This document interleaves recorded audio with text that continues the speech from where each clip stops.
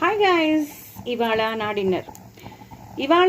Dinner ముస్లిని ఎలా వాడాలో అలా వాడేస్తున్నాను నేనైతే. సో దోసల పిండిలో ముస్లి కలిపేశాను, అందులోనే కొంచెం అటుకులు, మీకు తెలుసు కదా, అటుకులు కలిపేశాను.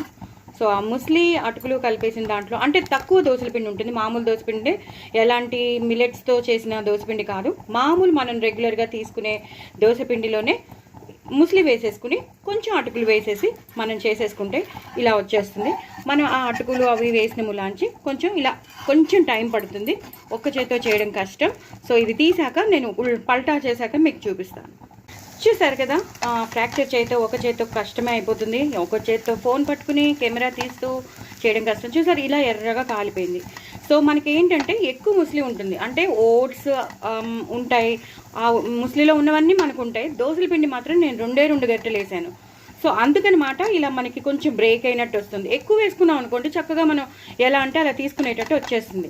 సో మనం దోసల పిండి తగ్గించాలనే నేను ఇలాగా ముస్లి ఎక్కువ వేసుకుని అటుకులు వేసుకుని చేసేసాను. సో ఇది తీసేసాక ఇలాగ ఇంకోటి కావాలంటే ఇంకోటి వేసేసుకోవచ్చు. సో మనం ఇలా హ్యాపీగా ఇలా తిన్నాం అనుకోండి, దోసల పిండి తక్కువ క్వాంటిటీలో ఉంటుంది కాబట్టి మనం వెయిట్ పెరుగుతామని, లేదా దోసల పిండి మంచిది కాదా అలా ఏం అనుకోక్కర్లేదు. మనం తీసుకున్న ఆ చిన్న 2 గంటల్లోనూ ఇలా ముస్లి కలిపేసుకుని కొంచెం ఒక గుప్పెడు అటుకులు వేసేసుకుని ఇలా చేసేసుకోండి. ఇంకా ఎలాంటి ఉల్లిపాయలు ఏం వేయక్కర్లేదు, అందులోనే అన్నీ ఉంటాయి కాబట్టి, ముస్లిలోనే అన్నీ ఉంటాయి. సో చాలా చాలా బాగుంటుంది, టేస్టీగా ఉంటుంది. ఒక వెరైటీ దోశ మనకి రెడీ అయిపోతుంది. ఎప్పుడు మనం ఓట్స్ దోశ, ఈ దోశ, ఆ దోశ చూసాం కదా, రెగ్యులర్గా అన్ని దోశలు చూసేసాం మనం. ఇలాంటి ముస్లి దోశ మాత్రం ఎక్కడ చూడలేదు, నేనైతే ఫస్ట్ టైం ఇన్వెంట్ చేశాను. సో మీరు కూడా చేసుకోండి, చక్కగా మీరు కూడా ఎంజాయ్ చేయండి, ఇలాగా వెయిట్ లాస్ అవ్వండి, చాలా ఫిట్గా ఉంటారు.